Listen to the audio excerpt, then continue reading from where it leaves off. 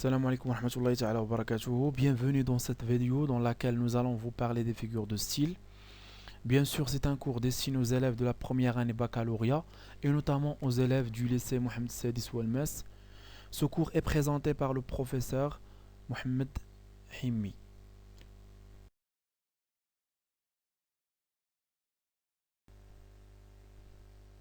Voici quelques définitions qui vont nous aider à comprendre qu'est-ce que ça veut dire les figures de style. Les figures de style, ce sont des procédés utilisés souvent par des auteurs.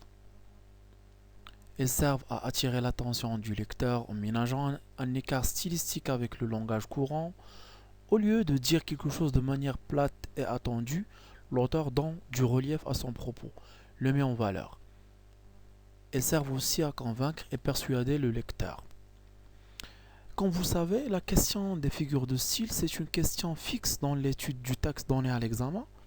On vous demandera souvent de repérer ou bien d'identifier une figure de style dans le texte et d'en expliquer l'effet.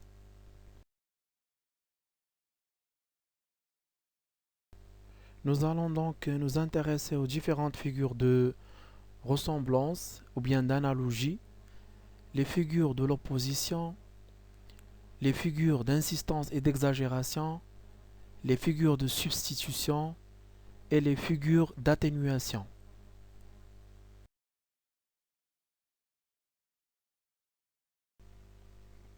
On commence par les figures de ressemblance ou bien les figures d'analogie. Les figures de ressemblance, elles font partie des figures de style les plus utilisées. Et la plus simple d'entre elles, vous la connaissez bien parce que vous l'employez régulièrement dans votre vie de tous les jours, c'est la comparaison. Donc la comparaison, elle établit un rapprochement entre deux termes, le comparé et le comparant, à l'aide d'un outil de comparaison. Par exemple, tes yeux sont bleus comme le ciel. Dans cette phrase, nous avons comparé les yeux avec le ciel en utilisant un outil de comparaison comme. Alors, trois éléments sont nécessaires dans cette phrase. Le comparé, les yeux, le comparant, le ciel, et l'outil de comparaison comme.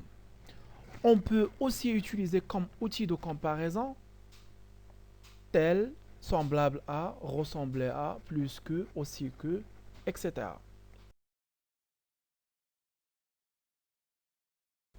Maintenant, on va parler de la métaphore.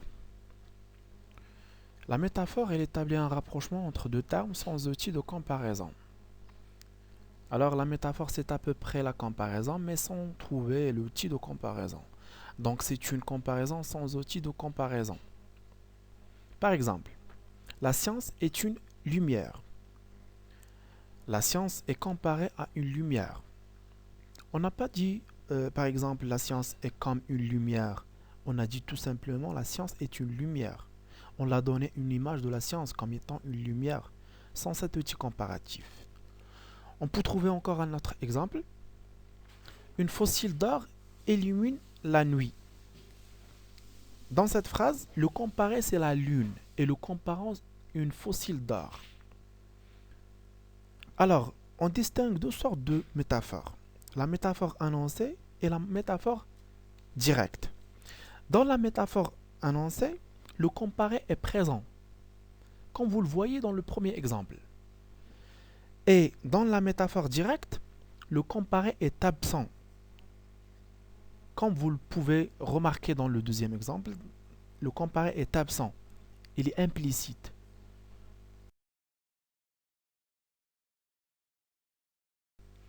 Maintenant, on va passer à la personnification.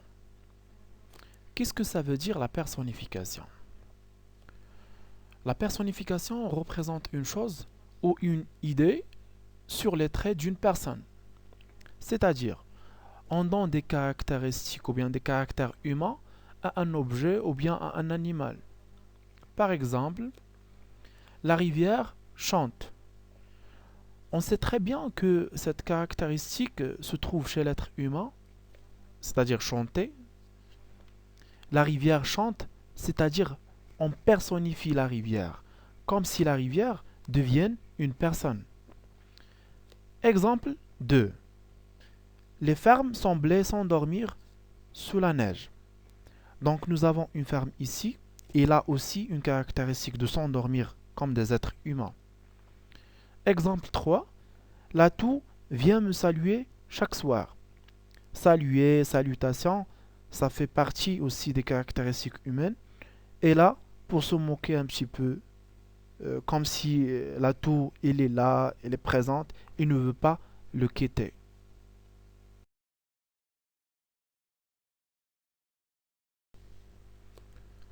Notre deuxième catégorie, après les figures de la ressemblance, s'intéresse donc à celles qui manifestent une opposition. La première de ces figures est l'antithèse. Qu'est-ce que ça veut dire l'antithèse? L'antithèse consiste à rapprocher deux termes qui s'opposent par le sens. C'est-à-dire, lorsqu'on met dans la même phrase ou dans deux phrases très proches, deux mots ou expressions qui s'opposent. Par exemple, il arrive pauvre dans la ville et non pas riche. On a ici l'adjectif pauvre et l'adjectif riche. Ce sont deux mots qui s'opposent. Exemple 2. C'est un homme petit par sa taille, mais grand par son courage. Ici, nous avons aussi deux adjectifs petit et grand qui est l'un contre l'autre.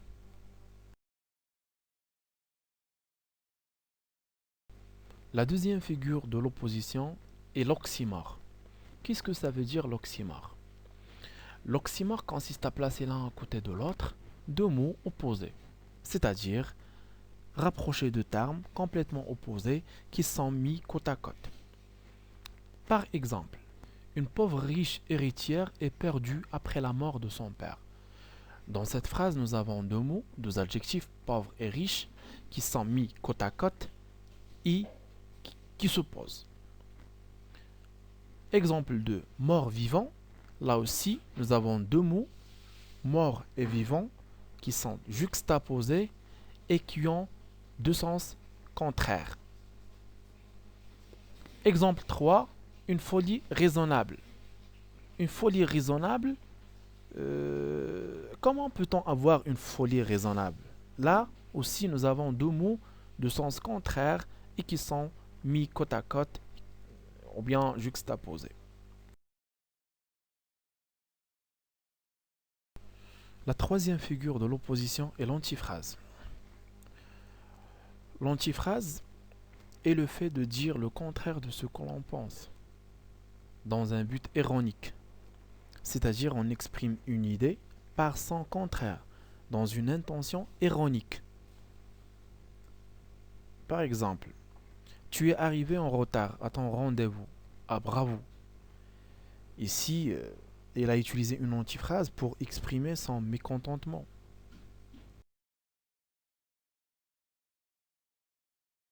On passe maintenant aux figures d'insistance et d'exagération. Commençons déjà par les figures d'insistance. Regardons notre première figure, l'anaphore. Qu'est-ce que ça veut dire l'anaphore?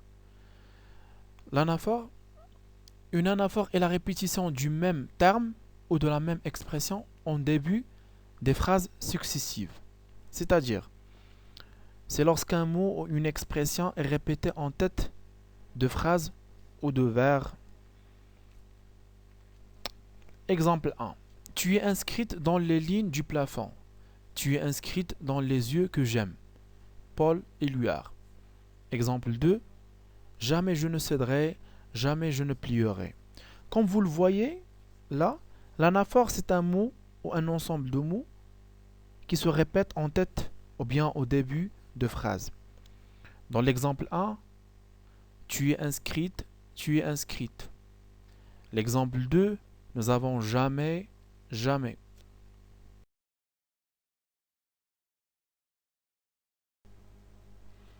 On va passer maintenant à la répétition. Dans la répétition, on répète plusieurs fois le même mot. Par exemple, il faut vaincre, vous dis-je, vaincre votre peur. Voilà la répétition du mot vaincre. Exemple 2, il avait un gros nez, un gros front, de gros yeux. Vous voyez le mot gros qui se répète pour montrer en fin de compte que c'est une personne qui n'est pas vraiment belle, qui est plutôt laide.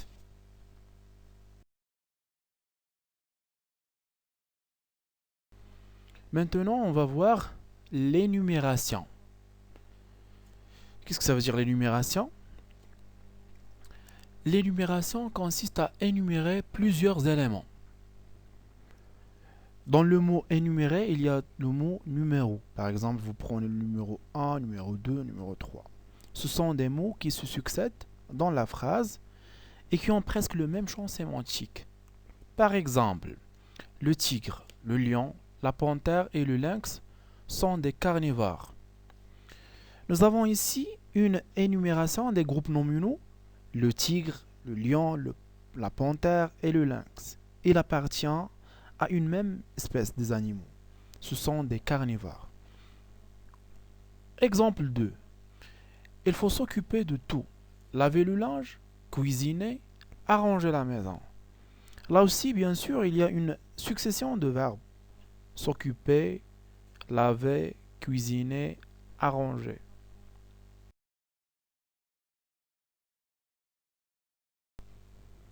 La gradation est l'ordre les termes d'un énoncé selon une progression croissante ou décroissante. C'est-à-dire on fait succéder des termes d'intensité croissante ou décroissante. Exemple 1. Il s'en va, c'est loin, disparaît. Alors dans cette phrase, il s'en va, c'est-à-dire on le voit encore. C'est loin, encore on peut le voir un petit peu. Disparaît, on ne le voit plus. C'est-à-dire, nous avons une gradation. Exemple 2. Candide vit des dizaines, des centaines, des milliers de cadavres. Là aussi, nous avons une gradation. Le mot dizaine, c'est peu par rapport à centaines. Et centaines, c'est peu par rapport à milliers.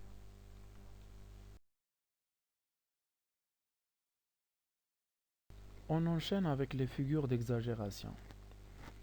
Je dis les, mais je devrais plutôt dire là, puisque c'est la seule que vous devez retenir et reconnaître, c'est bien sûr l'hyperbole. L'hyperbole, c'est un procédé qui consiste à exagérer l'expression pour produire une forte impression.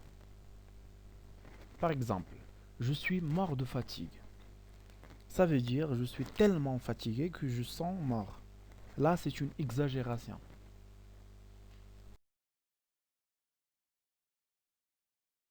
Nous allons voir maintenant les figures de substitution.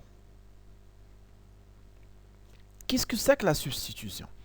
Substituer, c'est-à-dire remplacer un terme par un autre qui est lié au premier par un rapport logique.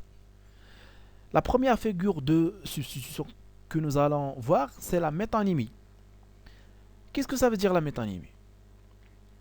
Une métonymie désigne une chose par un autre terme qui convient pour la reconnaître. C'est-à-dire, la métonymie consiste à remplacer un mot par un autre selon une relation logique. Et voici quelques relations logiques de la métonymie. Commençons par la première relation. Le contenant pour le contenu. Exemple. J'ai bu un verre. Ici, on utilise le contenant à la place du contenu. Lorsqu'on dit un verre, bien sûr, ce n'est pas le verre lui-même, mais le contenu du verre qui peut être l'eau ou bien le thé ou autre. La deuxième relation logique. L'effet pour la cause. Exemple. Socrate a bu la mort. Ici, dans cette phrase, pour dire un poison qui cause la mort, ici on a remplacé la cause par l'effet qui est la mort. Troisième relation logique, l'auteur pour l'œuvre. Exemple. J'ai lu un Zola. Lorsque je dis j'ai lu un Zola, je veux dire un roman de Zola. Alors pour conclure, on peut dire que les figures de substitution sont fondées sur le principe de remplacement.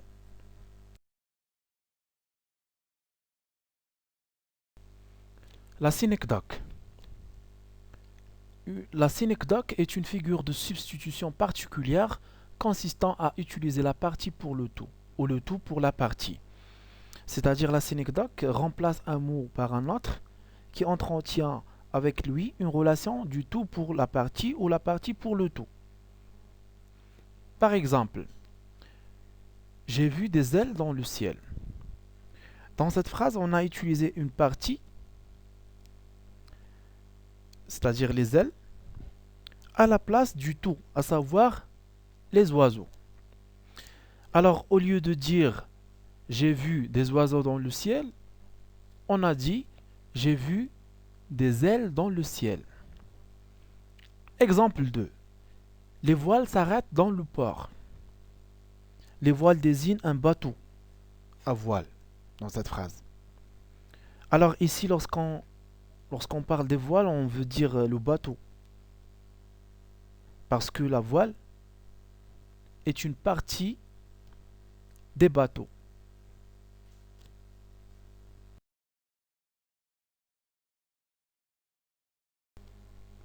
La périphrase.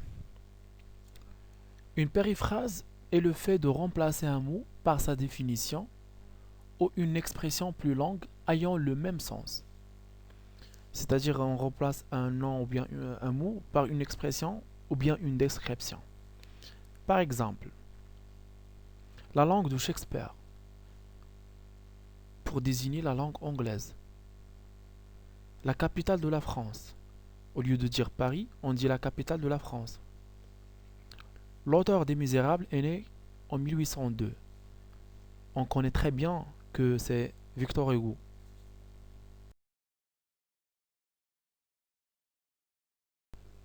Nous avons arrivé à la dernière catégorie des figures de style, les figures d'atténuation. Les figures d'atténuation permettent de diminuer l'impact de ce qui est dit en utilisant des mots moins forts. La première figure d'atténuation est l'euphémisme. Qu'est-ce que ça veut dire l'euphémisme? L'euphémisme consiste à atténuer une réalité brutale, c'est-à-dire atténuer le sens d'une expression qui peut être désagréable ou brutale à entendre, pour ne pas choquer.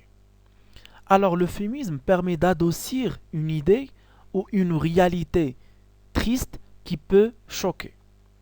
Exemple, il nous a quittés. Au lieu de dire de quelqu'un il est mort, déjà le mot mort est le choc. On va dire il nous a quittés. Exemple 2. Les demandeurs d'emploi augmentent. Les demandeurs d'emploi est l'euphémisme des chômeurs. Au lieu de dire les chômeurs, on dit les demandeurs d'emploi pour atténuer le sens brutal de ce mot ou bien de cette expression.